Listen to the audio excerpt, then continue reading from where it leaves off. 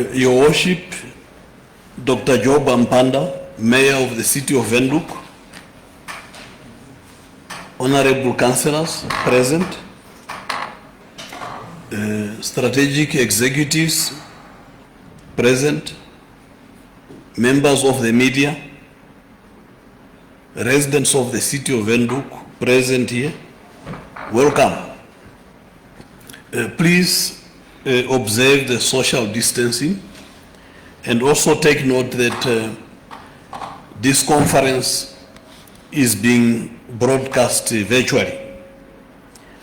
The purpose of our meeting is for His Worship, the Mayor, to make a statement on the occasion of the annual mayoral address. The process will be straightforward. His Worship, the Mayor, will make a statement. He will remain at the podium to answer all the questions you'll ask him. And then thereafter we'll end the conference. Your Worship, may I welcome you to make your statement.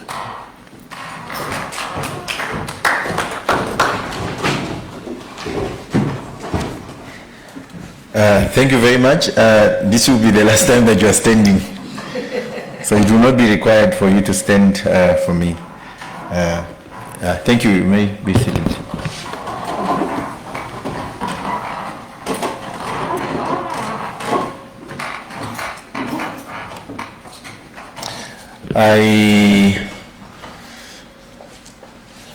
First of all, I just like to apologize to everybody. There was we were going to have this event outside, but it was the rain and intervened. Where we need the rain. We're not angry with the rain. We're very happy that the rain came, and we had to switch the event to the chambers. We're not here for a lot of things. We are here for something specific. The residents of Windhoek, fellow councillors that are here, and some of them have already gone on holiday. The executive team of the City of Windhoek, led by the CEO, members of the media, good morning. On the 25th of November 2020, in line with Article 17 of the Namibian Constitution and the Electoral Act number 5 of 2014, Namibians went to the polls to freely and democratically choose their representatives for the regional and local authority election. A total of 150,000 residents registered to vote with the Electoral Commission of Namibia in our nation's capital, Windhoek. Of this total, only 60,000 residents voted. Although this is an improvement on the 2015 statistics, whereby only 44,000 residents voted, it is a concern that the fate of more than 400,000 inhabitants in the capital city is decided by 60,000 people only. And that 60,000 people represent only 15% of the city's population. Moving forward, it is imperative that we create a conducive environment as a city where residents can effectively and efficiently exercise their political rights. That said, the outcome of the 2020 local authority elections for Windhoek delivered an unfamiliar product to the residents of the city. Indeed, the results of the local authority election this year indicated a shift in voters' consciousness towards consensus, towards critical discourse, and towards cooperation. No single political party or association obtained the 50+1 majority in the city council, an outcome of unprecedented significance. The city's leadership is now reconstituted to move away from the era of dominance, the era of directives, and the era of cohesion. It must be noted that the mayor of the City of Windhoek is not a mayor of the affirmative repositioning movement, but a mayor of the collective. Similarly, the deputy mayor of Windhoek is not a deputy mayor of the popular democratic movement, but a deputy mayor of the collective. The same applies to the chairperson of the management committee. He is for the collective and not for the independent patriots for change. Likewise, the members of the management committee are not for the National Democratic Union National Democratic Organization, NUDO, IPC, PDM or AR, but for the collective, and henceforth are known as the Progressive Forces. They are not only progressive because they succeeded in wresting political power from the ruling party, which is now in an opposition in the city chambers. They are progressive because they made participatory democracy possible. And as we understand, as we know, participatory democracy does not subscribe to the tendencies of domination, directives, and coercion. Indeed, they have ushered in an era of consensus, critical discourse, debates, and cooperation. Progress is also a principle that underpins the basis of policy direction that this new collective leadership will pursue. The progressive forces, under the same principle, have no interest in alienating the former ruling party, which is now the opposition, SWAPO. We will afford its councillors their democratic opportunity as elected leaders to contribute to the development of our city. After all, the progressive forces seek to ensure exemplary leadership in the interest of all residents. As such, rest assured that the progressive forces will work to bring about developmental cohesion of all elected councillors, of the Landless People's Movement, of IPC, of AR, of PDM, of NUDO, and SWAPO. Section 11, subsection 5C of the Local Authority Act provides that as a principal head of the municipal council, the mayor is accountable to the inhabitants of the local authority area on 1. The initiation and formulation of planning and development policies. 2. The initiatives to promote the creation of employment in the local authority area. 3. The monitoring the implementation of policies. And 4. The supervision of planning and execution of all development programs and projects. It thus follows that accounting to the inhabitants as regularly as possible is an imperative task for the mayor and council to discharge without fail. Therefore, the annual mayoral address occurs pursuant to the above provision of the said Act. This event is meant to provide policy direction, particularly planning and development policies as provided for by Section 11, subsection 5A, Roman 1. And as accordingly detailed in this address today, for consideration and tabling for approval in the coming year. Social harmony, reviving community spirit, the new beginnings. Windhoek's post-independence identity does not adequately reverberate and inspire confidence in the hearts and the minds of the residents. To them, these are the residents now, it is a city that demands rate and taxes, enforces compliance. Windhoek is a city that punishes non-compliance, demolishes homes, and issues fines. Although the city may deem itself as correct and falling within its legal mandate to demand and enforce the above, it is in the ambit of harmonious human relations and community spirit that an absence is mostly felt. It appears that the city minimizes the feelings, the fears, the dreams, and aspirations of its residents. However, for the newly elected leadership, humanity and human agency are at the center of the new order we seek to introduce. The following are some of the initiatives aimed to promote social harmony and revive really this sense of community spirit in the city. In her 2017 book, The Compassion Revolution, 30 Days of Living from the Heart, author Amy Lee McCree asked this penetrating question. If you knew today was your last day here, how would you share your love with the world? For us, as the city leadership, we amend this question to ask ourselves as follows. If you knew today was your last day at the city, how would you share your love with the residents? Our answer is that we would spend our last day sharing our love and care for the residents by demonstrating sympathy, empathy, compassion to their condition. We will say that we understand their pain and suffering. Thus, we seek to attend to their challenges and share love to all, including our struggling elderly. We know that there are elderly whose water and electricity services are suspended due to non-payment. Most of the affected elderly resides with unemployed and unemployable children and grandchildren. The city's policy direction in this regard is to write off the debt of these economically unable elderly, to restore their dignity and foster hopeful new beginnings. As such, the water and electricity for this affected group will be reconnected.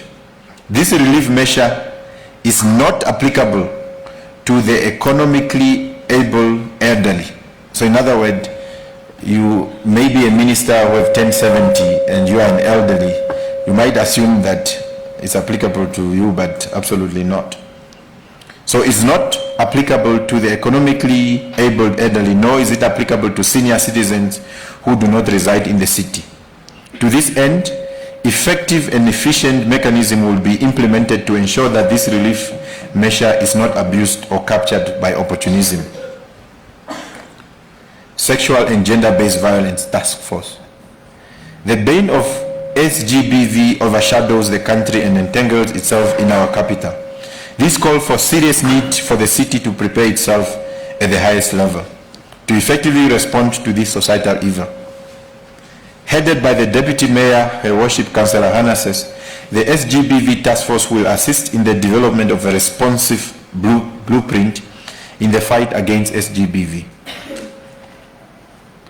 Amnesty for all traffic offenders and community service program.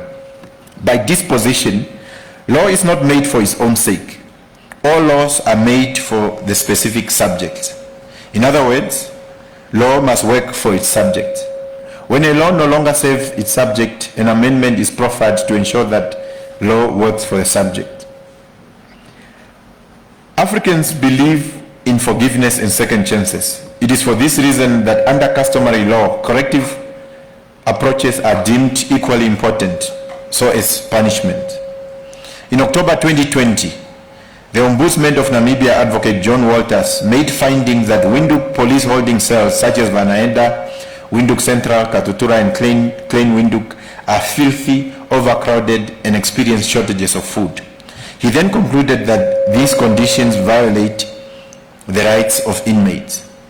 The emergence of COVID-19 has also worsened the situation in our holding cells, making it difficult for the adherence to COVID-19 preventative protocols. As a city that contributes to the apprehension of offenders, we acknowledge the current situation at Windhoek police holding cells. Through the city police, thousands of traffic fines that culminate into warrant of arrest are issued to residents. Taxi drivers who exist at the lowest economic echelon of our city are the hardest hit by these traffic fines. The city has invested very little in taxi ranks in the city, to an extent that several neighborhoods are without taxi ranks. And you know that some of these fines are given because somebody parked wherever they're not supposed to park. The COVID-19 pandemic exacerbated the situation which prevented taxi drivers, who are the hardest hit, from paying these astronomical fines. As such, the city's policy direction is to extend amnesty to all traffic offenders issued with traffic fines or warrants of arrest before or on the 2nd of December 2020. However, several conditions must be met for one to qualify for traffic fine amnesty. These conditions include, but not limited to, that offenders perform 6 hours community service as determined by the city. So in other words, you would be required to perform community service in order for you to qualify for the amnesty. A traffic offense process and system will be introduced, particularly with regards to taxi drivers, which may result in the cancellation of license operations in Windhoek. So in other words, a system will be introduced. One offense, you qualify for a certain stripe, and by the time you reach a certain, it's a process. Instead of just punishing a person once off, you must see yourself all the way to the cancellation of your license. This second chance should not be interpreted to mean that traffic laws are suspended. It is merely an intervention to provide a second chance and declutter the police facility with the aim of streamlining the current traffic fines process. adoption of public open spaces by communities. The city has several public open spaces that present safety concern for the residents, especially the riverbeds that serve as hotspots for criminal activities such as murder, rape, and other crimes. The new policy direction for the city is to introduce a program whereby residents can adopt riverbeds and public open spaces and convert them into community parks. The residents in a neighborhood surrounding a public open space in an organized manner will be permitted to design plans for this conversion for approval by the city. The parks will be developed and operated at the cost of the organized residents who will form part of a joint management with the city. The parks will, however, remain open to the public and not for the exclusive use of the few.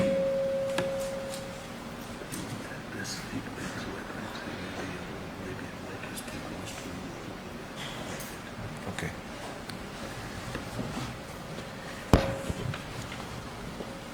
So just to re-emphasize that, the city has several public open spaces that present safety concern for residents, especially the riverbeds, that serves as hotspot for criminal activities such as murder, rape, and other crimes. The new policy direction for the city is to introduce a program whereby residents can adopt riverbeds and public open spaces and convert them into community parks. The residents in a neighborhood surrounding a particular public open space in an organized manner will be permitted to design plans for this conversion for approval by the city. The parks will be developed and operated at the cost of the organized residents who will also form part of the joint management with the city. The parks will, however, remain open to the public and not for the exclusive use of the few. Brutal, dehumanizing, and degrading demolition of homes. Our residents in the informal settlement live in constant fear of their homes being demolished. Notwithstanding the squatters' proclamation and an apartheid legal instrument used to demolish homes, the city police has been brutal and notorious for its treatment of the affected residents, some of whom liken it to the brutality experienced under the previous apartheid regime. The policy direction is that this dehumanizing and degrading conduct should stop. To this end, an operating procedure where necessary will be introduced and shared with residents, particularly those in the informal settlements. Housing for human dignity. Housing is one of the biggest challenges faced by the city and its residents. Nationally, the housing backlog surpasses 300,000 units, while more than 100,000 Windhoek residents reside in the informal settlement. To address the housing challenge, the city needs to embark on a multifaceted approach to arrest the impact of this mammoth challenge. Therefore, the city will assume a central and supervisory role in all housing projects in Windhoek, regardless of the project driver. This is to ensure that the city's housing objectives are met, and the following housing initiatives are hereby identified for further implementation. Just some of them that we're highlighting. Employers' housing incentive program. There are several employers who are ready and willing to support workers' housing. However, no opportunity to do so directly with the city exists without third-party involvement.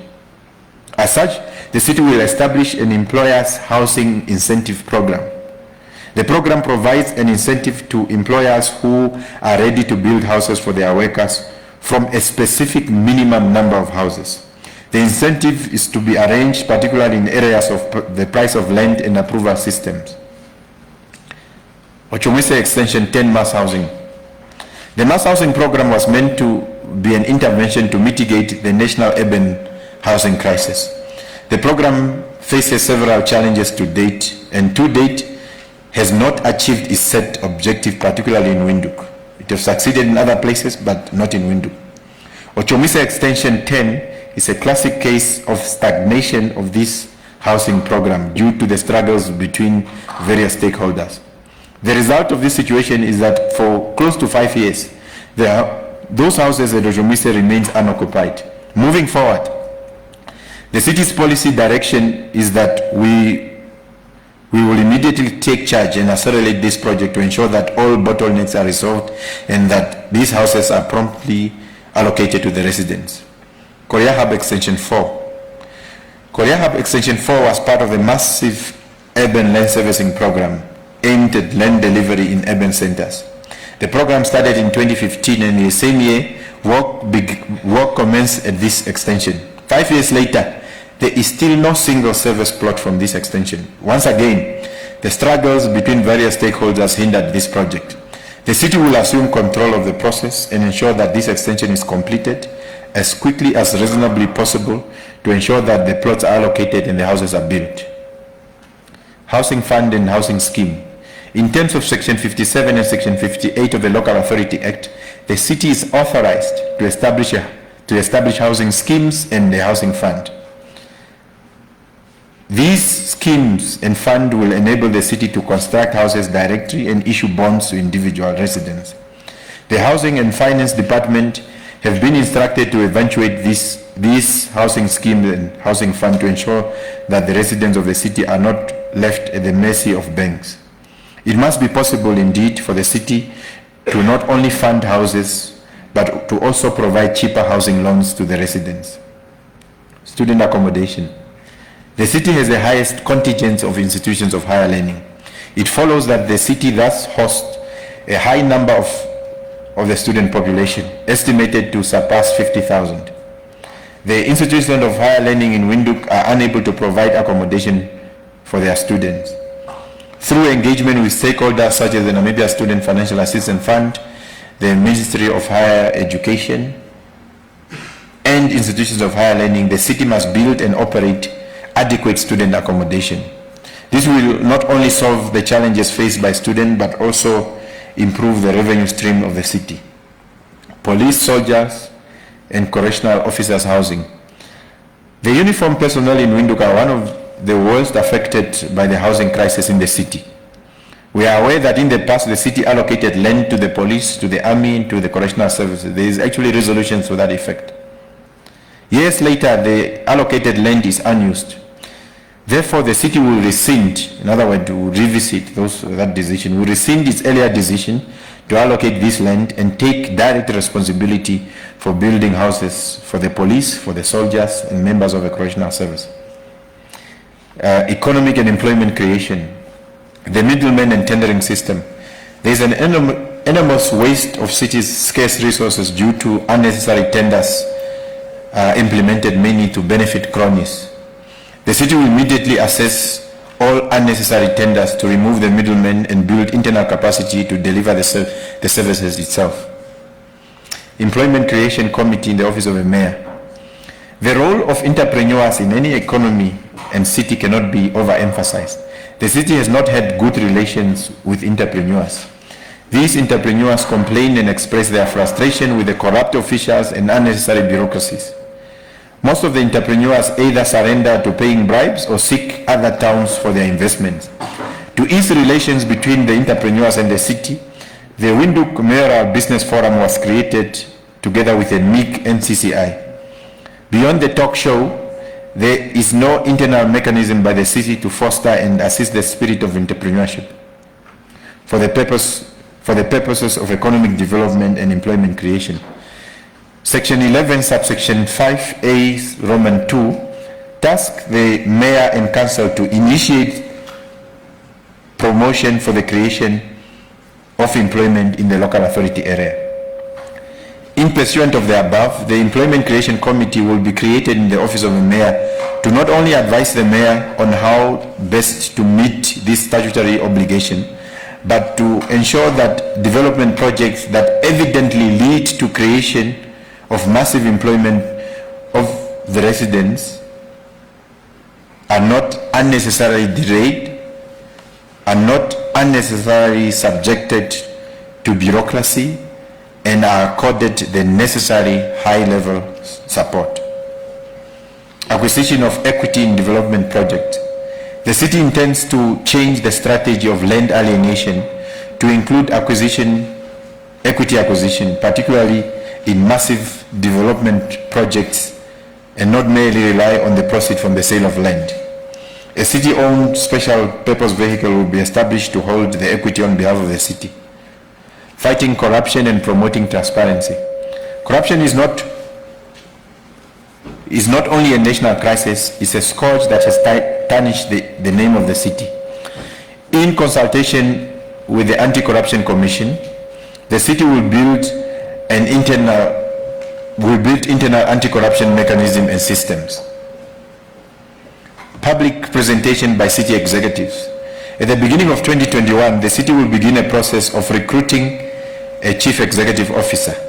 Council will study recruitment processes and policies to ensure that shortlisted candidates are required to make public presentation on their plans for the city and are available to answer questions from the residents and members of the public.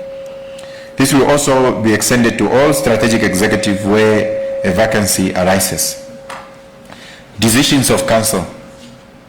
While the Local Authority Act makes provision for council meetings to be open to the public, the city intends to deepen transparency by ensuring that council meetings are live streamed on the city social media platforms.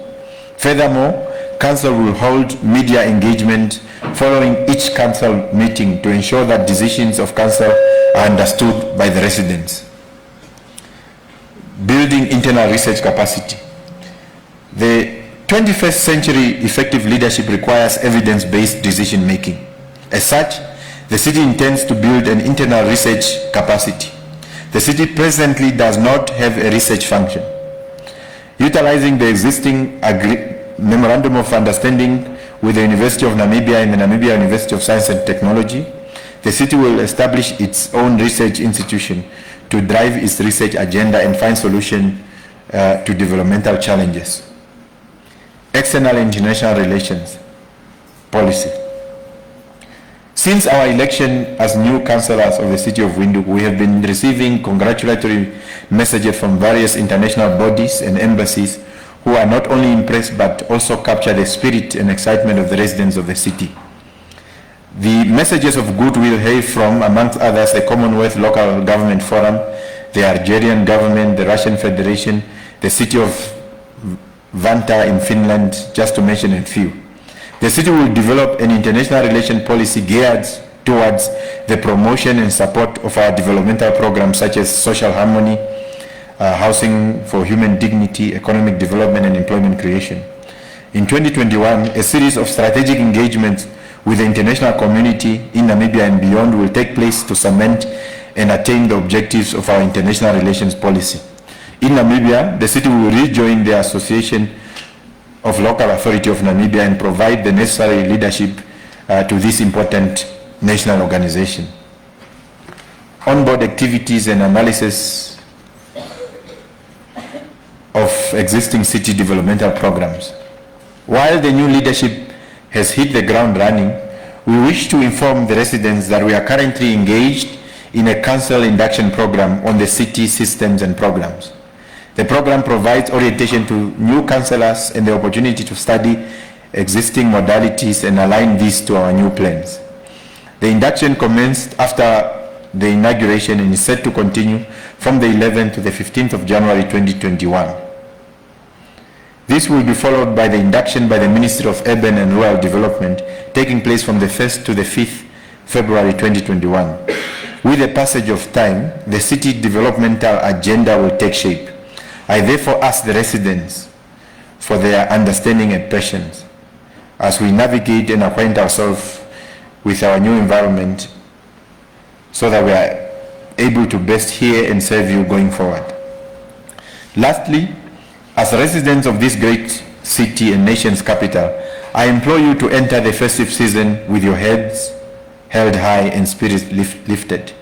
Rest assured that the pain of our senior citizens due to disconnected services is noted and understood. The city is working on bearing this burden on their behalf. To the taxi drivers who struggle to make a living in the streets of Windhoek, please enter the festive season knowing well that your struggles are well captured and understood. As a resident whose children have no place to gather outside the household, enter the festive season with excitement that very soon your neighborhood will be able to adopt a public open space near your home. To the employers in Windhoek, I invite you to enter the festive season with clear understanding that it's possible for the city to assist you towards building houses for your employees. To the students struggling with accommodation, feel at ease to enter the festive season, assured that you will soon be united with fellow students in a city-owned student accommodation. This is a new season of progress, of change, of determination for better Windhoek. A Windhoek that cares, a Windhoek that is reasonable, a Windhoek that sympathizes, a Windhoek that empathizes with all its residents. It is a Windhoek in which you are not only a resident but a participant, a planner, an implementer towards creating a vibrant city in which you live, in which you work, in which you play, in which you dream, and a city you can proudly showcase to our local and global counterparts. As we prepare for the season festivities, may we be reminded of the ongoing COVID-19 pandemic and of those we have lost as a result. Our thoughts are with you all, particularly the families that have lost their loved ones. I ask you to persevere and invoke the spirit of those who came before us and passed on the baton of life and hope for us to continue. 2020 was a difficult year. For some, businesses closed while others were retrenched due to the economic challenges presented by the pandemic. These hardships were felt across our nation, but regardless of the turbulent times, we must all soldier on so that we may one day hand over the baton of progress to the next generation. We cannot despair. As we end this year, let us proceed with due care for each other to curb the impact of COVID-19. Let us travel and drive safely and conduct ourselves as responsible residents so that we may return with renewed vigor, energy, determination, and innovative ideas. Let us keep our heads and resolve held high as you understand and be understood. I thank you.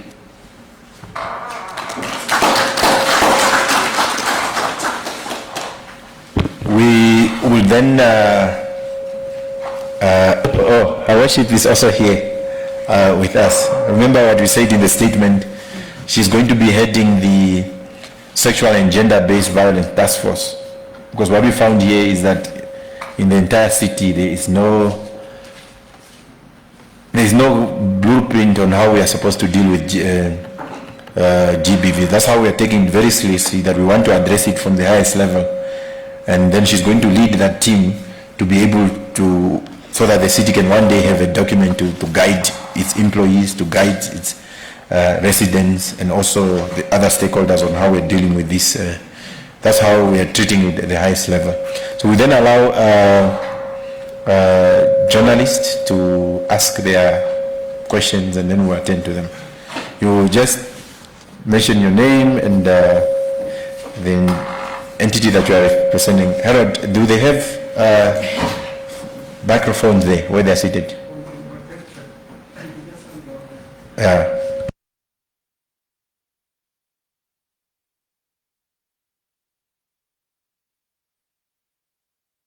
Just to inform you that we have competent councillors and officials that are going to be able to assist us. Don't think that you are just asking the mayor. Yes, thank you, Your Worship. My name is Emil Sebit. I'm a reporter with NBC News. I have a few questions for you. You said the economically unable elderly, their water will be reconnected. These two I can just put together, and then the amnesty starting 2nd December for the traffic fine for the drivers and etc. What are the cost implications for the city? Do you perhaps know what the cost is for this year of the traffic fines issued so far, and how much are we looking at when we talk about amnesty together with the reconnection of the water? Maybe you can just give me the two figures if you have it available. This is not the first time where Your Worship speaks about unnecessary tenders. Do you mind giving us an example? I was never a worship. This is the first time. Before you took office, sir. Could you perhaps give us an example of what you mean when you refer to an unnecessary tenders, because yeah. And then my last question is, a few years ago, before you took office, you took charge of the mass land application in front of the city of Windhoek. Is council, now that you took office, is council going to sit and consider those applications, because it never reached council, I believe, under correction? So are you going to pursue this matter? Those are the two questions that I have right now for you. And possibly the deputy mayor, the SGBV task force, maybe you can just give us an idea of what exactly or when exactly that is going to take effect. Yeah, thank you, sir.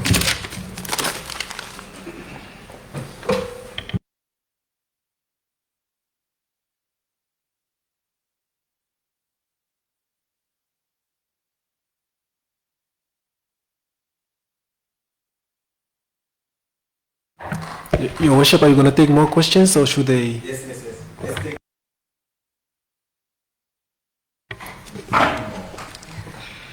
Good morning, Your Worship, councillors and everyone else. My name is Jemima Beatrice from Namibian Sun newspaper.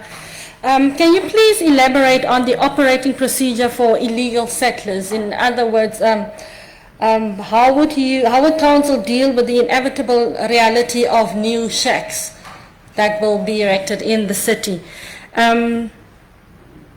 You are talking about the housing fund scheme. What has been discussed so far, and what will it look like eventually? Then, in light of your decolonizing spirit, what is your approach to the Kurt von Francois statue standing outside, which is irking residents? Thank you so much.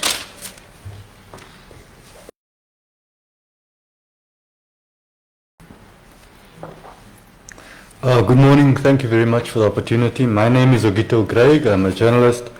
I work for Republican newspaper. The mayor spoke about building capacity at the city in regards to a number of issues that you identified. One would expect that building capacity would entail employing more skilled people. But the city's wage bill is already one of the heavy burdens that residents have to carry. So I was wondering how you envision building capacity without increasing that heavy burden of the wage bill even further, bearing in mind that just end of last year a new structure was approved and put in place, putting city executives well ahead of most Namibians in terms of what they earn. Secondly, I'd like to know about your intention to have the city take a supervisory role in terms of housing developments, but bearing in mind the current inherent bureaucracy that the city implements. For instance, in my case, we just took a year and a half to get approval from the city to fix a boundary wall which is busy falling. So how do you intend to mitigate the extra delays and extra bureaucracy that a city's position as supervisor of housing would have on development? And I had one last question in regards to the amnesty for the taxi drivers and also the relief for the economically unable elderly, whether you have any idea of how many people those two initiatives would affect, how many taxi drivers and how many elderly. Thank you very much.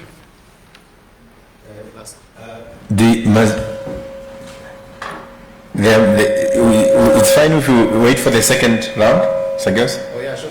Okay. I want to explain what is happening here.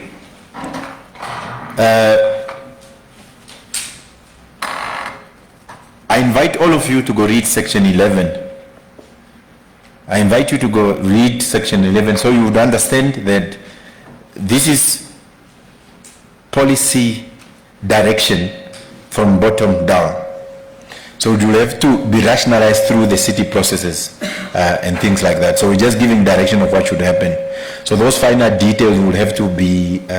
so what has been happening for 30 years is that a department gives an official, meets at the restaurant with whoever, and then they discuss and they prepare an item that goes to the department go to MC, and then it comes to council. Then council adopt that. So, but council, they never get an opportunity to say, this is what we think, rationalize it through the process until that. So there are two ways of policy formulation. It can be top, bottom, or it can also be bottom up. But obviously there are a lot of interfaces that then happen. So what is going to happen is that we're giving direction, and once because remember, you find in the statement we say that it is now going to be rationalized through the city processes, so that those finer details, I'm not going to sit here and tell you, the amnesty would take place in room so and so. So that would be the responsibility of the officials. We are giving policy direction. So that's why you would see the level of engagement will be at the highest level. We want to engage you at the highest level so that you can understand the direction going forward. Now, when we say a debt, we already know, I mean, it's common knowledge, you colleagues in the media know how much the debt is there. I can tell you it's closer to a debt in general, but you must remember when you speak to finance people, they will tell you, you owe in 30 days, you owe in 90 days, and you owe in 120 days. So those figures are also, sometimes when you study that, there is a crisis, but not too much of a crisis, because you need to know what are you talking about. Are people that owe you in 30 days? Are the people that owe you in 90 days? Are people that owe you in 120 days? So you must be very clear about that. So what we are basically saying, but this debt is also becoming very problematic for us. In terms of borrowing, in terms of those type of engagement and things like that. So this is the money that we're unable to recover. But if an old person is owing 60,000, you know for sure that that old person will never be able to, maybe she only had two kids, and those kids, all of them passed on, or maybe all of them are retrenched. The reality is that you will not be able to recover that debt from such an economically unable. Because when we say economically unable, we are talking about the ability for a person to provide. So remember, we also said there, we said the mechanism will be worked out. For example, when we are talking about economically able and economically unable, so the officials and the technical staff will then have to put a parameter. How do we make that determination? Is this person, for instance, if this person employed or not employed? How many people live in the household and things like that? So we are just giving a policy direction, not necessarily to say how much it is. We know that there's about, the debt is standing about between 700 to 900 million, the city debt. But again, what you as journalists and people are not told is that those demarcation of 30 days, 90 days, and 120 days, and I think the communication team and the finance team would be able to articulate for you to understand what is it that exists. So the city police, coming to your second question, the city police, in terms of the presentation that we got, has not been successful in executing the warrants of arrest. And when you have traffic fines, where do you pay? Do you come to the city chambers to pay? I'm sure there must be some journalists also here with traffic fines. Where do you pay? Have you ever come see yourself coming to the city to pay those fines? You go to city police. To pay the fines? Chief? Where do they pay?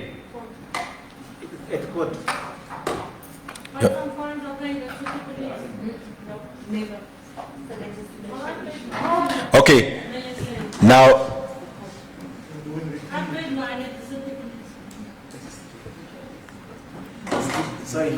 Yes.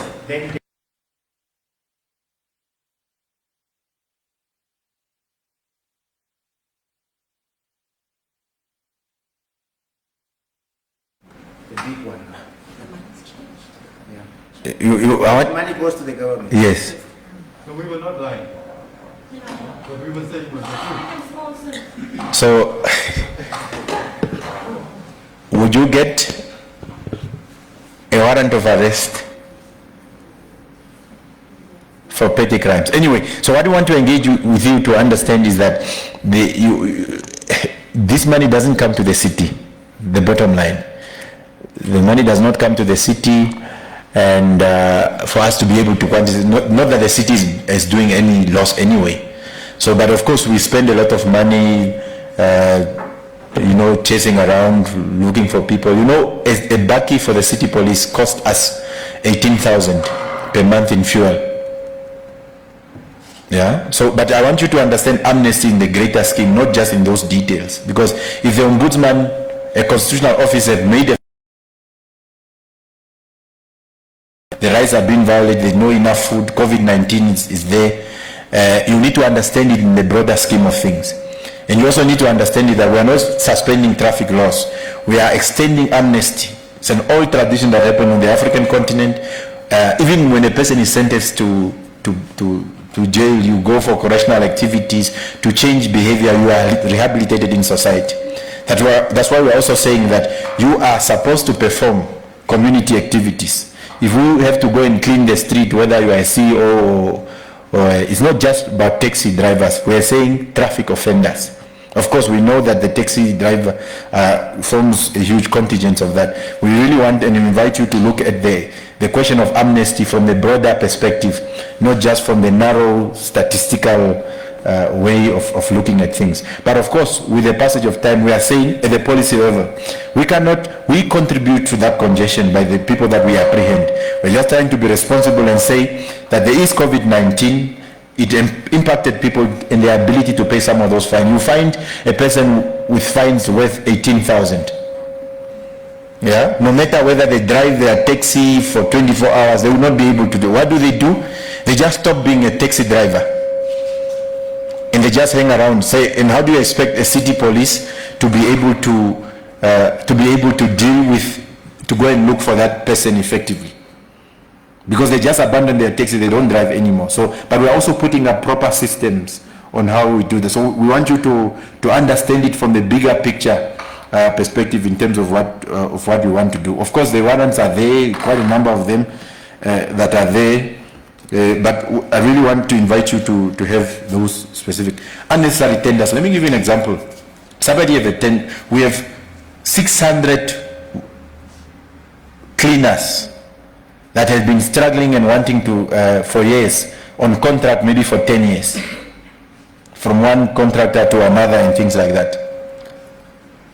600 of them. But we have a tender to clean the buses.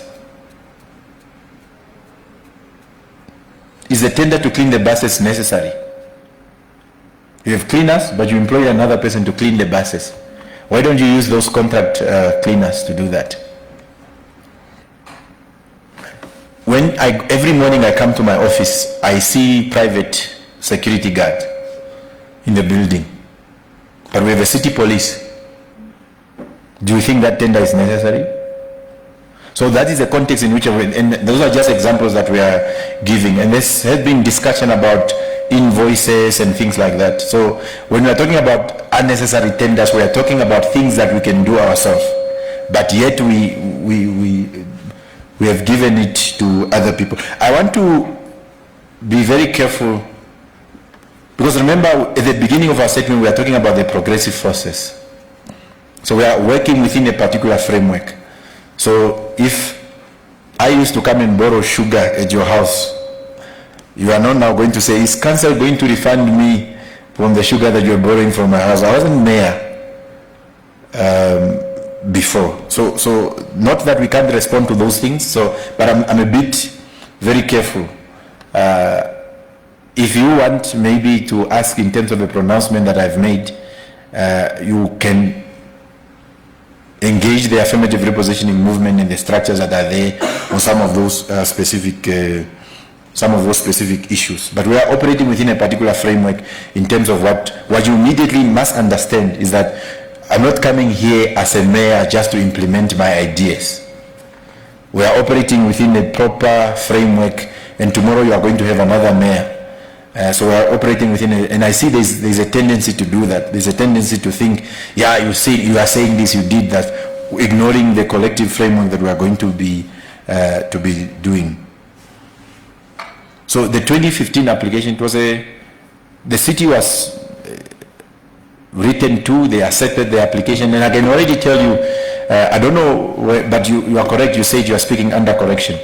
Look at Khomasdal. There are quite a number of those people that applied in Khomasdal that got the plot. Some of them are also on social media, they post those things. So the city has a list, of course, with all the problem that it has. There is a list in terms of applicants. But I do know some of the applicants during that massive, there were about 14,000 applications in Windhoek. Some of them have gotten plots in, I know it's Khomasdal area.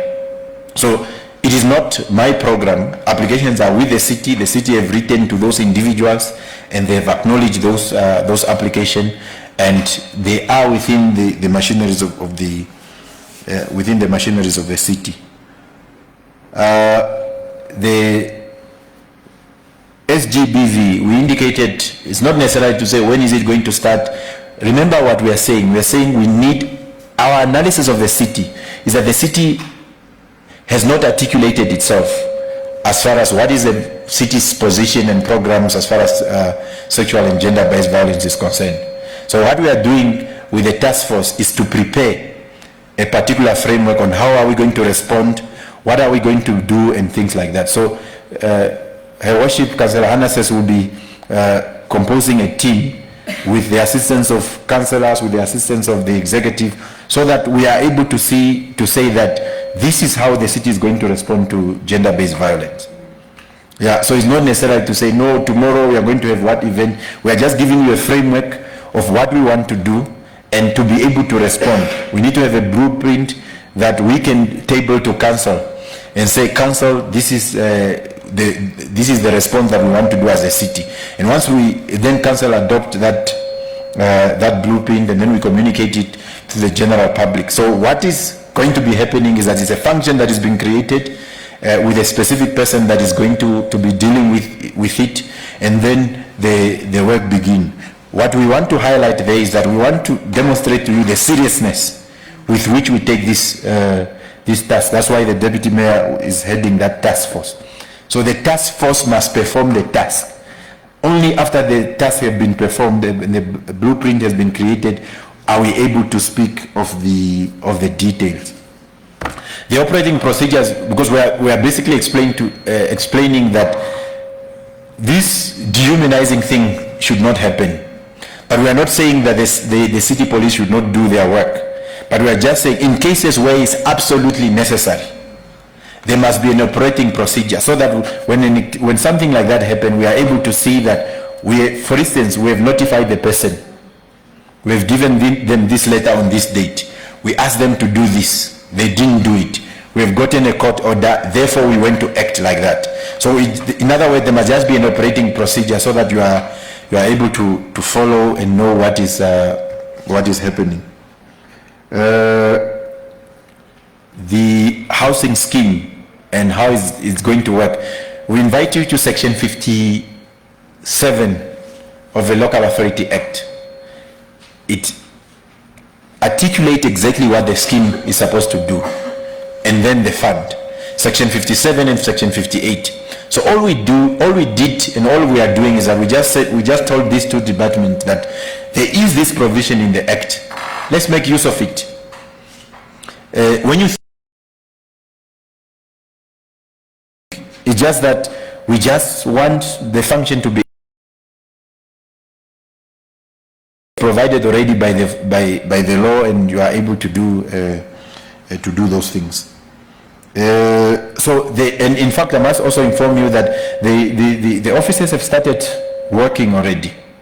They started working already on how to eventuate in the consultation also with the legal department, and there's some work being that is being done there. So, which is good. Eventually, when council sits, when the MC sits, the work has been done. They are looking at things that are properly researched, that are properly consulted, and then council does a lot of work. So what we want to do is that we want council to really operate at the highest level, to make decisions that are well informed, decisions that are well researched, and so that we are able to say, okay, this is an area. So that when they come back, when the officials come back to council, the CEO and the team must be able to say, okay, we have had the policy direction with regards to section 57, section 58. This is what we have done. We have researched this and this and this, and these are the options. So the discussion is not whether we are going to have the fund or not. The discussion is now on how the fund is going to operate and deal with this thing. With regard to the statute, there's already a petition that has been received by the city.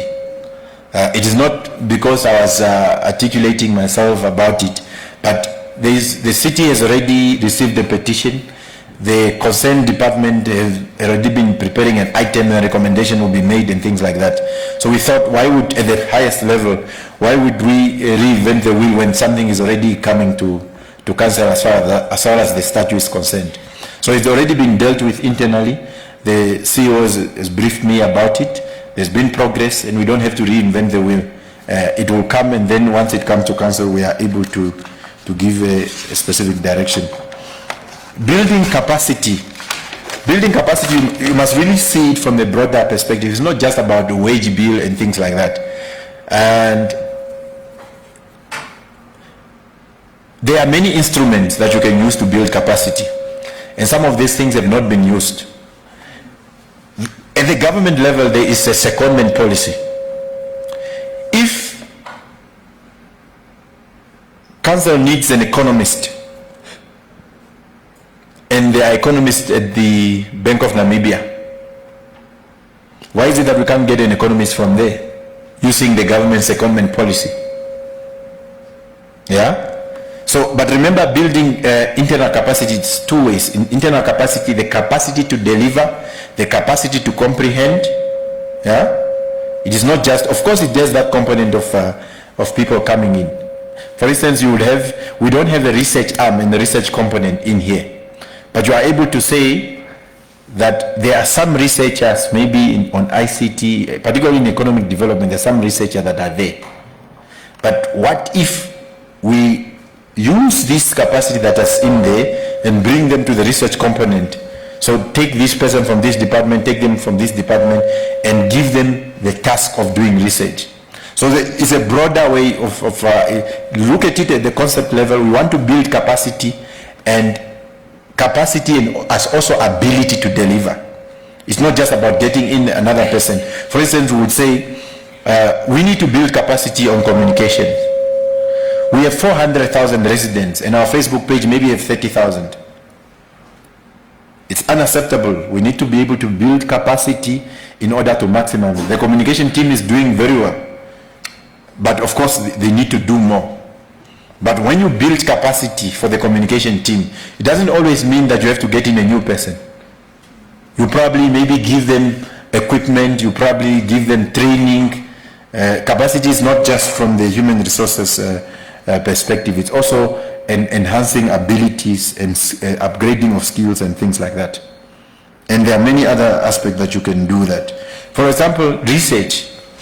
Yeah? Maybe the way we've been doing things, and then you conduct research and you are able to say, aha, so this is what we have not been doing. I'm informed there's a cultural survey that was done. In other words, looking at how people respond and things like that, and how the employees act and their attitude and things like that. But out of the result that comes from the culture survey, you are actually even able to see, aha, this is what we are doing wrong. Yeah, but you are getting it from the research perspective. And things like that. You don't necessarily have to get some other person to do a culture survey for you. Why can't we do it ourselves? When we say that the city is going to take supervisory role, we are just basically saying, look, Korea Hub there, land servicing, 5 years, nothing is happening. Ochomise, 5 years, nothing is happening. Yeah, some PPP programs, they are taking longer. Okay, so PPP program on housing, some of them are faster, but some of them are longer. Some people are sitting on land. What we are basically saying that this is our city, we are running it, we are providing leadership. We can't be sitting idling and there are houses that are standing empty and the residents are looking at us. So we are placing ourselves at the center to be able to supervise and say what is happening here, because we have housing objectives to meet. We have thousands of people that are standing in those lists. We cannot sit back and say, hey, wait for that program. We are centering ourselves.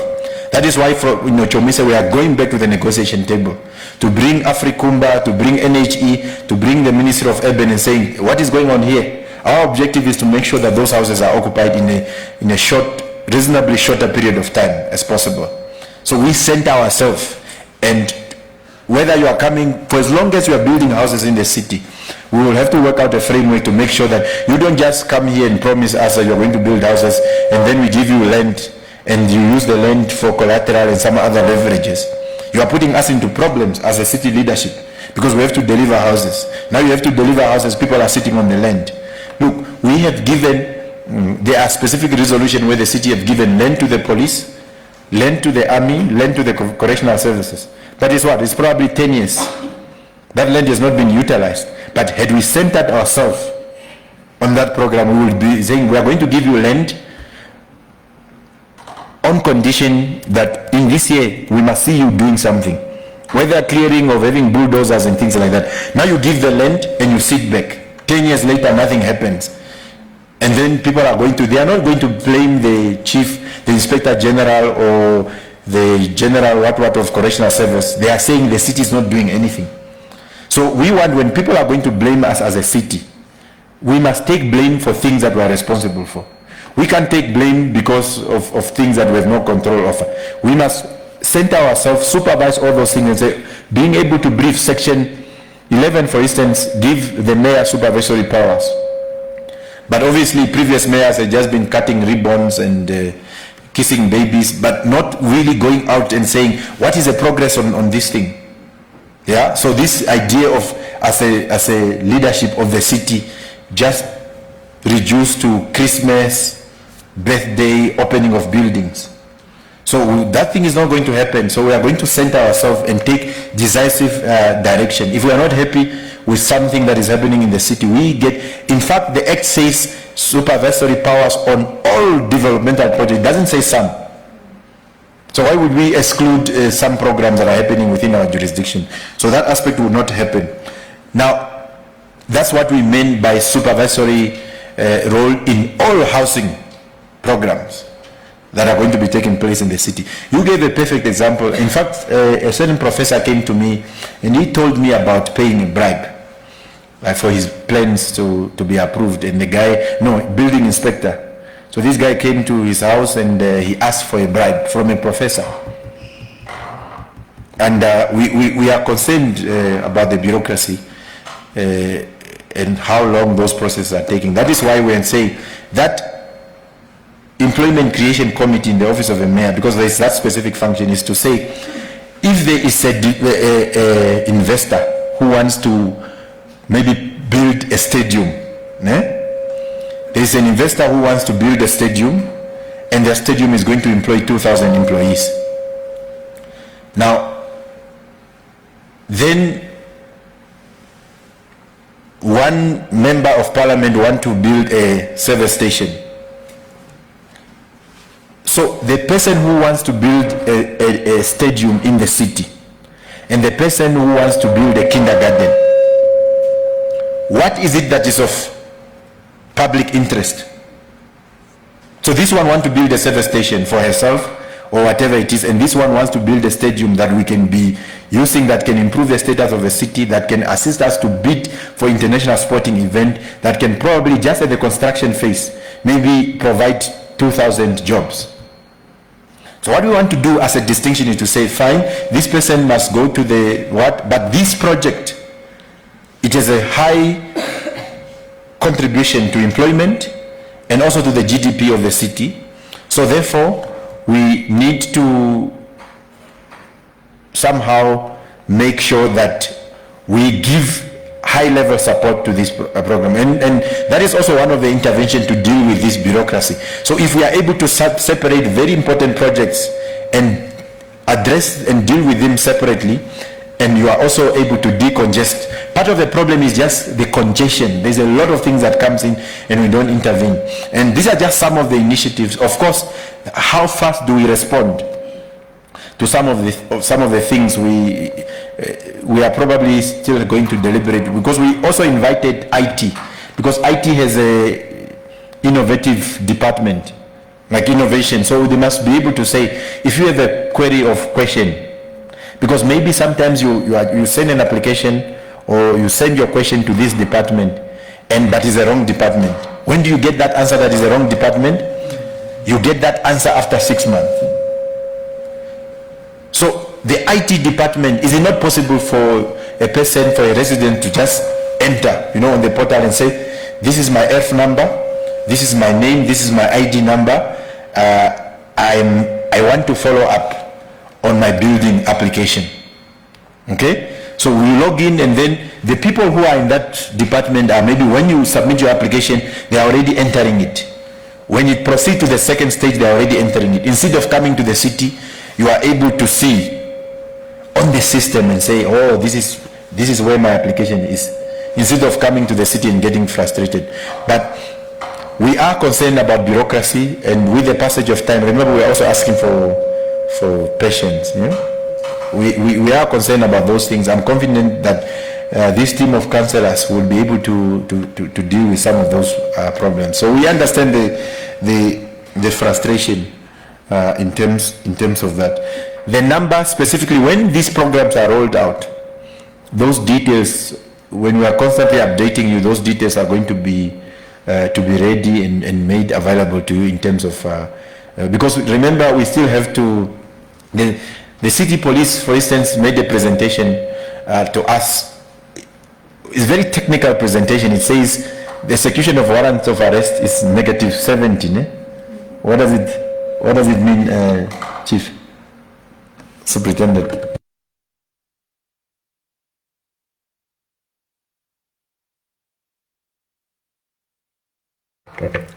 There's a lot of outstanding tickets, warrant. That's exactly the problem. Yeah.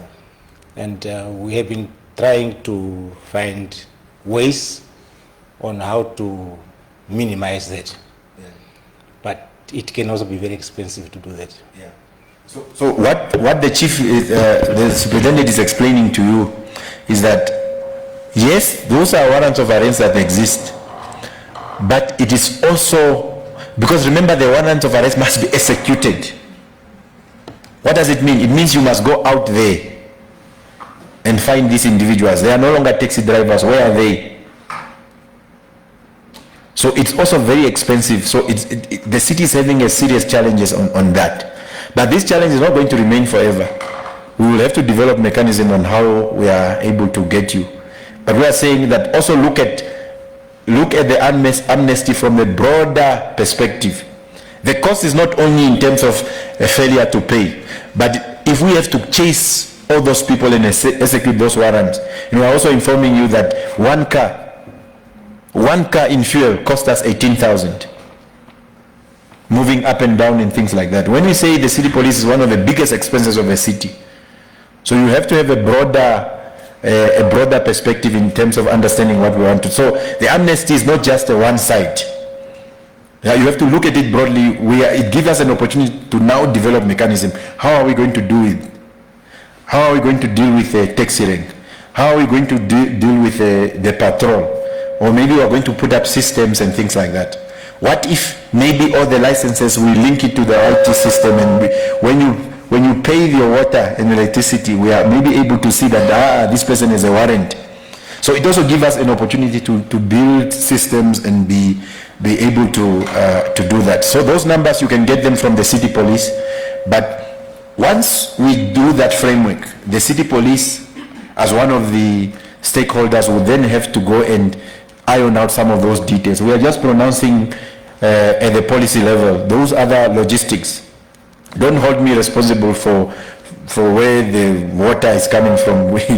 we deal with policy at the highest level. The CEO and others will be able to do that. And I think with the management team, they've captured our direction very fast.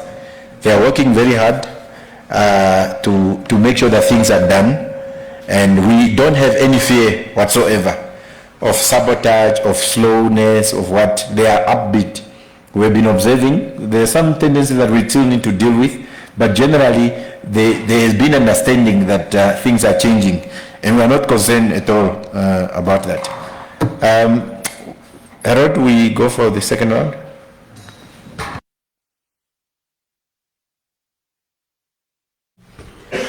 Right. Thank you for the opportunity. My name is Akel Sikela from the Namibian newspaper. I have 3 questions. One, I did not hear the mayor talk about the direction on how to deal with vendors. Vendors, yes. Street vendors who are being harassed by the police every day. The second question is on there has been allegations that city executives, those who deal with housing, electricity, and all other departments, apparently they collude with developers here, and they come and sit here with us to give us direction on how to deal with housing, but apparently they own multiple properties in the city of Windhoek. Is there a direction on how to deal with these executives? Some of them maybe are sitting here. Are they going to be compelled to declare their assets? And is there maybe a direction on how to hold them accountable? Yeah. The third question is on the audits, housing and land audits in the city. During your acceptance speech, you said that the municipality will conduct audits to determine how much is owned by the municipality and how much is out there that can be deployed maybe to accelerate service delivery. Is there a direction on when and how this audit is going to be conducted and how soon it's going to be made public? Right.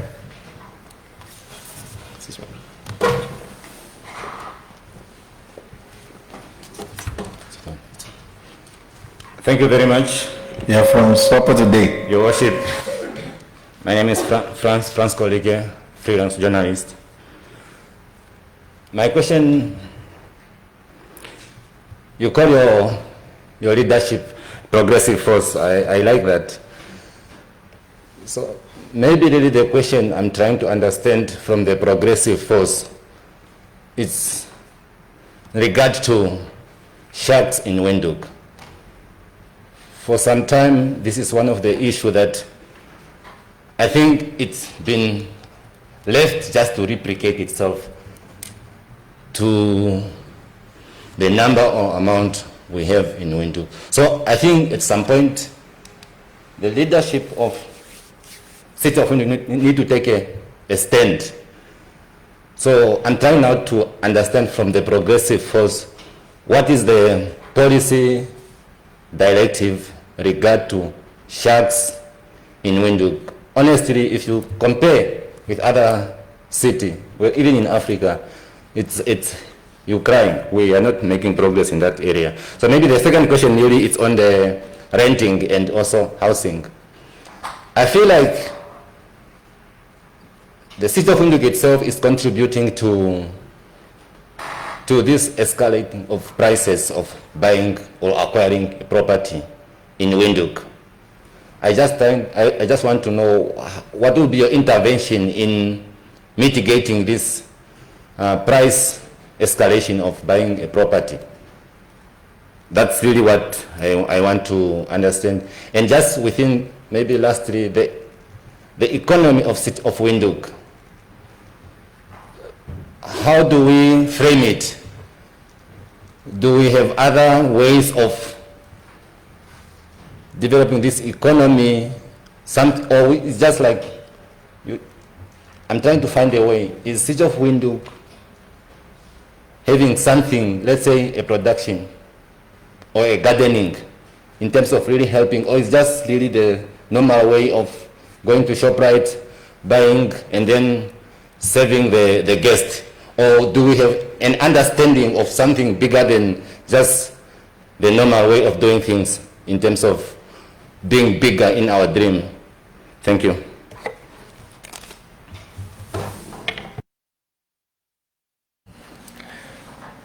Before I got here, I was chatting to some journalists, and then I was telling them that, you see, one of the things that you must immediately, the fact that you are here is because you are a resident. You see, for example, you gave your example, and in fact, you shouldn't forget about this thing. This is what we wanted to do, is just to give key policy direction. Yeah, it doesn't mean this is the only thing that is going to happen, or we have exhausted, but we did not want you to go for Christmas with, you know, some of you would be worried about certain things. So we wanted to give you some sort of just glimpse of what is it that you can expect in the new year. Of course, there are many other things that we will need to deal with. There are many issues that we needed to do. So what the address was not exhaustive. You know, there's a lot of things we sat and thought, what is it that we can give and be able to address. Of course, the matter of street vendors, the two ways to look at it. You can look at it at the micro level, or you can look at it at the macro level. Why are street vendors and the city police constantly clashing? What do the street vendors want to do? And how? So, for instance, what is the equivalent of single quarters in Ludwigsdorp? What is the equivalent of Vanaeda bus station? You know, that market there in the CBD.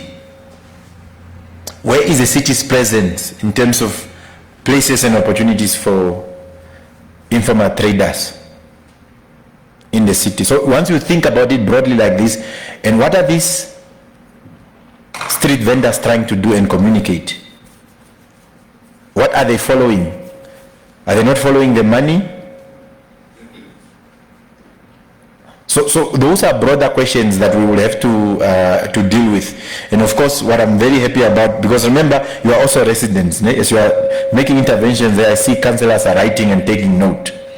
And some of those issues that need to be addressed. Of course, we are alive to the issue of street vendors. They need to be reorganization of window. Because remember, for instance, we are saying that these things of just selling the land, and you get the money and then you go and buy the water for the mayor, and then tomorrow you don't have money. But imagine if we had even 5% in Groove Mall as a city. We would have increased the revenue. Now all we do is just that, what is it, Utere? Like you are just begging and then that's all you do. So, but if you have positioned yourself and say, for this major project, we will need to get equity. Even if we are not there, the city will be getting money and dividends from that. MTC gave government dividends of 900 million. 900 million. Do you see how serious it is? So it means that every month MTC can build a hospital in each region. That money just, you must remember, when you give dividend, it means from our salaries, from our operations, from our investments and future projects, we have taken out all that money, but we can still give you 900 million. So that 900 million in dividends, everything else is covered. Salaries, operation, investment, future plans, and all those things. And probably even savings. But they still have 900 million to give to government. Now imagine if government didn't have MTC. So what we also want to do as a city is that we must also be receiving dividends. Yeah? We must also be receiving dividends. So there's likely to be reorganization of many other things. This side of CBD. Because if you are, say for example, you build a place, an informal market or whatever market for those people that are selling in that place. And then you find a person who's selling in front of the municipality building. then you are justified. Remember, that's what we are saying, operating procedures. We are not saying that the city police should not do it, but there must just be operating procedures. You are supposed to sell here. Because remember, it's a very tricky thing. It's one thing to create opportunities for people. It's one thing to harass them when you have not created opportunities. From where we stand as a collective leadership is that in cases where we have not, take an example of academia, the whole academia neighborhood, not Parnes Park, UNAM, but the whole academia, all the way from that new road that has been built, all the way there, where is a taxi rank? But by the mere fact that there are students who are living closer to there. So there are instances where we have not, because remember that the mandate must, you can't give a mandate without capacity. So even those aspects of street vendors, when we do a process of reorganization, we are not saying there will be no clashes, because there will be no clashes between the vendors and the police. Yeah, because then what is the purpose of the police? We are saying we have not done enough. But what then happens when we have done enough? And this particular person just wants to sell in front of the mayor's office. So our approach is to say, okay, the clashes is because our analysis, the clashes between the street vendors and the city police is because the municipality have not given the necessary facilities for them. We assume that street vendors are reasonable people. If you give them space, yeah, for them to operate. I mean, you go to Harare, you find an informal market. In the CBD, you find some places, that's why people have, there was is it Saturday what market and things like that. In other towns, the entire CBD, there will be no car allowed. But they removed taxis for the poor, but they allowed the taxis, these transfers. Tourists come all the way from the airport.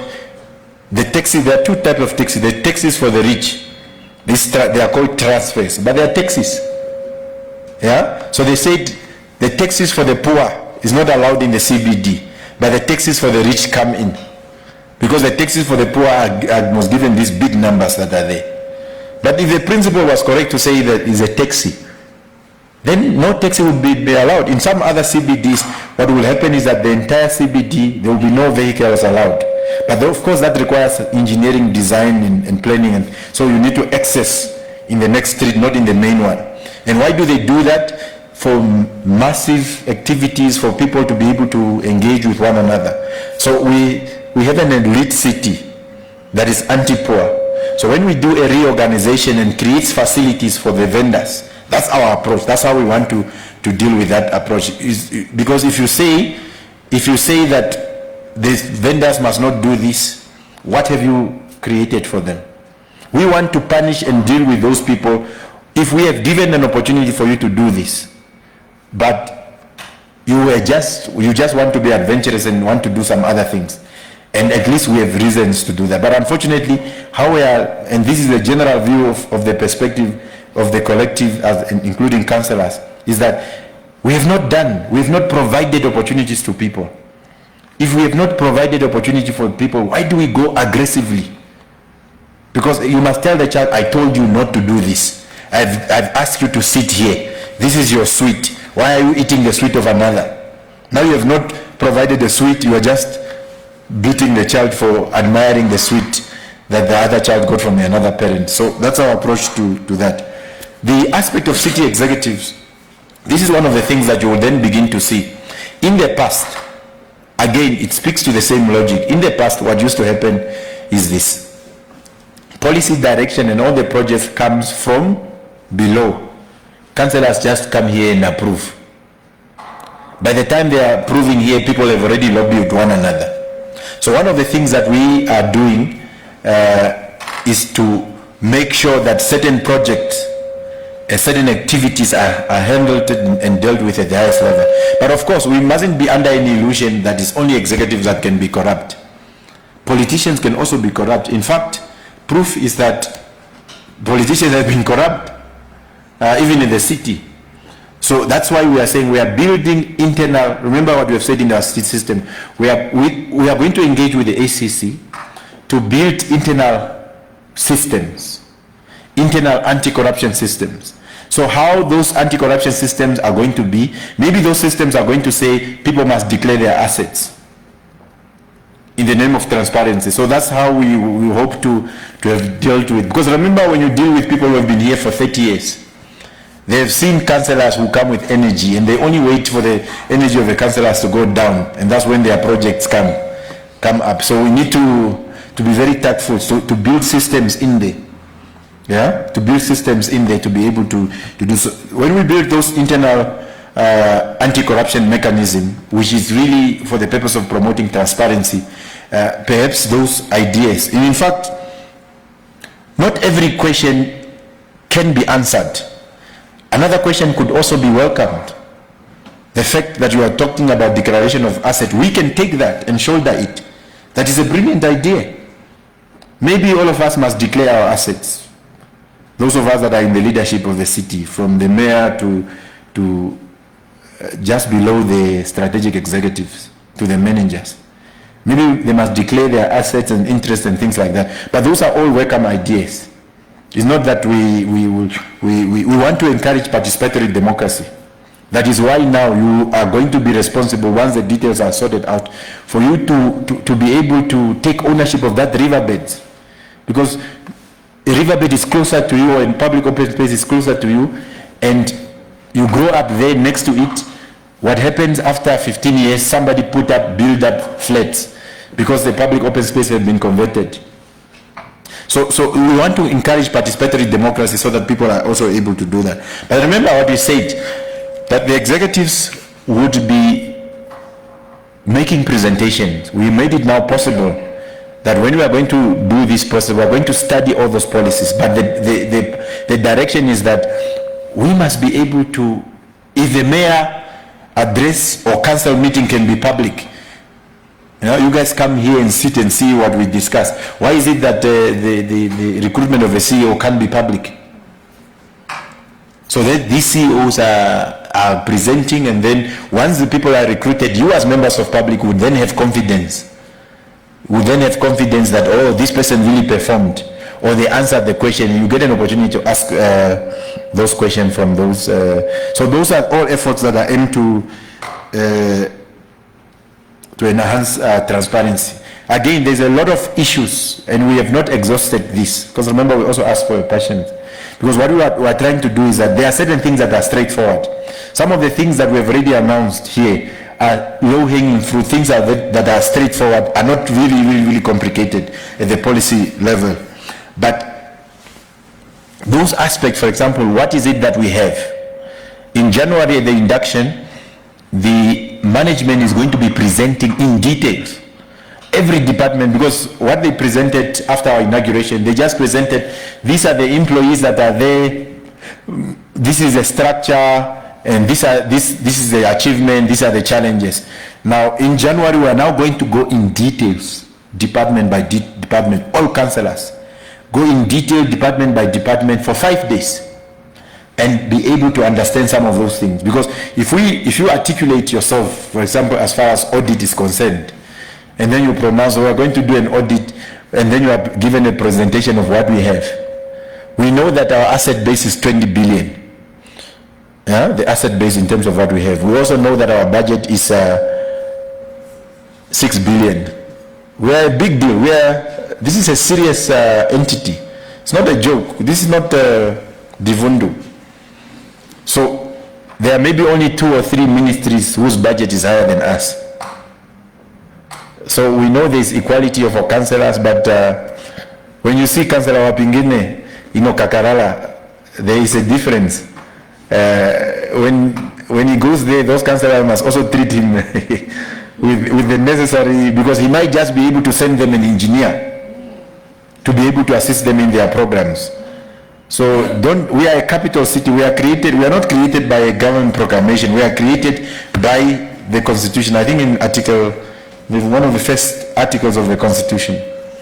So it's quite very serious. So we need the technical aspect and the technical details, we are reserving them for that. Yeah, the France, renting and price escalation. You see, For instance, we have articulated this issue at length with regards to housing finance. After 1994, housing finance has been put in the hands of banks. So what we want to do is that the intervention with Section 57 and Section 58 of the Local Authority Act, creating housing schemes and creating a housing fund. The purpose of that is also to intervene in housing provision, in land delivery, in actual construction of housing, and also providing of bonds to people. So we want and we hope and dream for a situation whereby you get a loan and we are not charging you prime plus. You know those terms, Franz. In other words, the interest rates before the COVID, it was I think between 11 and 12%. So if you take a loan of 1 million, you pay something around between 11 and 12,000 per month. Now imagine if we are able to give you a loan as a city for 5,000 per month. So you see, we are entering that space. It's one of the interventions to be able to deal. We know that, you must remember when we say a multifaceted approach to land question and land delivery, you will then begin to understand that the middle class, the problem that the middle class faces and the poor of the poorest are not uniform. You understand? If a person can rent in a flat and pay 10,000, that person will be able to buy a house, but the difference and the problem is just it's not available. Those people in the middle class don't have exactly the same problems as our people who are in the informal settlement. They don't have the same problems as a person. Now imagine you are coming to Windhoek for 2 years for a project, but you don't intend to stay in Windhoek forever. Must you buy a house? You are forced to rent in a flat of 10,000. Now what if it is possible for you to rent in a municipality facility, 2 bedroom, just the same way, but instead of 10,000 you pay 5,000? What if you are just a student who subjected, parents and people always say, but NASFAF, because we are talking about engaging stakeholders. Instead of NASFAF giving money to a student and the student end up living in the garage just because they want to have a lot of changes, we built here a student facility and NASFAF pays directly to the city. The accommodation, a person applies and NASFAF pays directly to the city and the child just go there. Or a mother who's in Karasburg and the child is at UNAM. The mother pays straight to the municipality and the municipality is able to accommodate the child and the municipality is able to take the child from the municipality facility to UNAM with the municipal bus. We only have buses for people that work, but we don't have buses for students. How does it make sense? So those areas we will be entering them, but the address is not exhaustive. There's a lot of things that are going to come. Councillors are pregnant with ideas, and you will be able to see some of those price escalation and things like that. There's a lot of things that are happening here, that contribute to the price of housing and things like that. Take, for example, some regulations that are here. You are a single mother. You get a plot in academia, but the regulation says, or maybe a practice, you must build, and you get maybe that plot for 100,000 or 200,000. But there's no plot in academia for that price, isn't it? They are above 500,000. And in fact, some people buy grass, like just the empty space, for about 900,000. So you buy that. Then the regulation says that you must build it 3 times the value.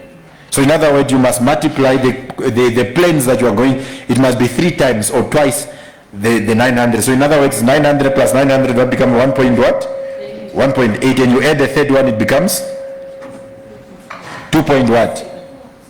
So your sin of buying a plot for 900,000, you are punished. You must now put up a structure for 2.7 million.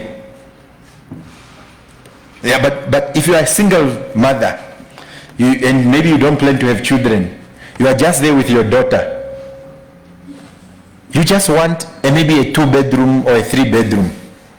Why must you be forced to put up a structure like that? To impress who? For whose benefit?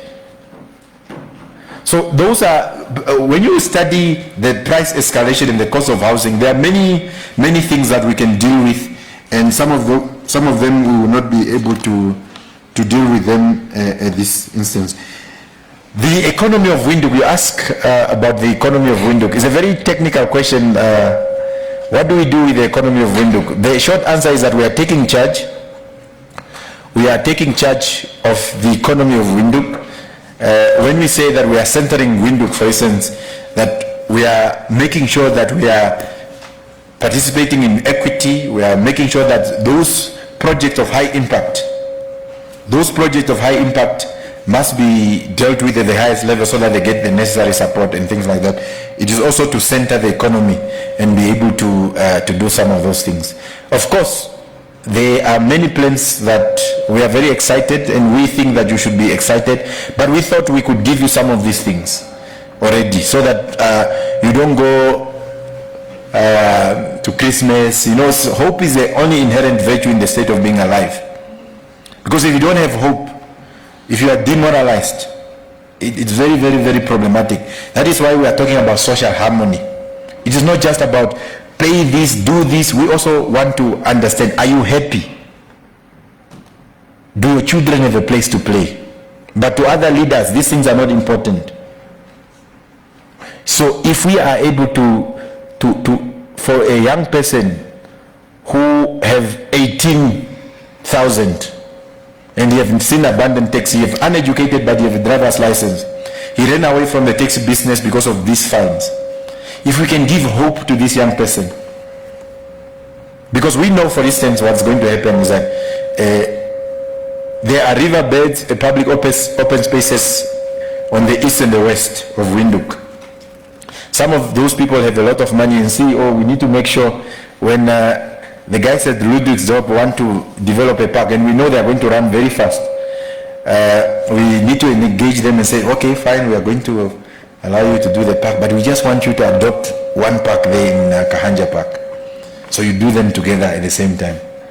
Because you are going to develop those parks at your own cost, and we want to see if we can negotiate with the rich to also adopt parks there, because it serves no purpose. The sheikhs that are nearby, all of them will not be able to afford to put up a park, you know, design nicely, go to Ferreira's garden or whoever is having these nice trees and things like that.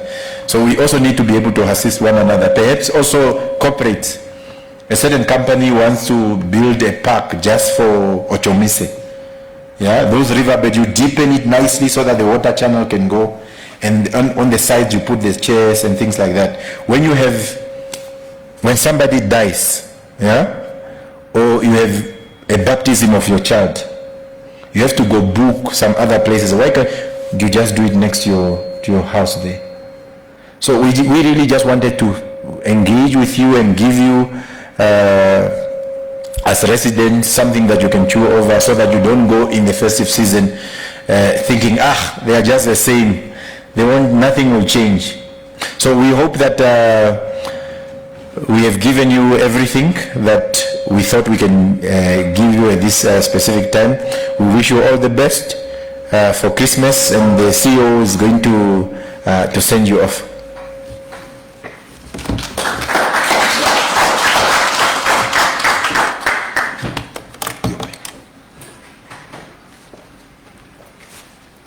Thank you very much, Your Worship, honorable councillors, members of the media. I think two are still around, and the residents that have come to this conference, the City of Windhoek employees.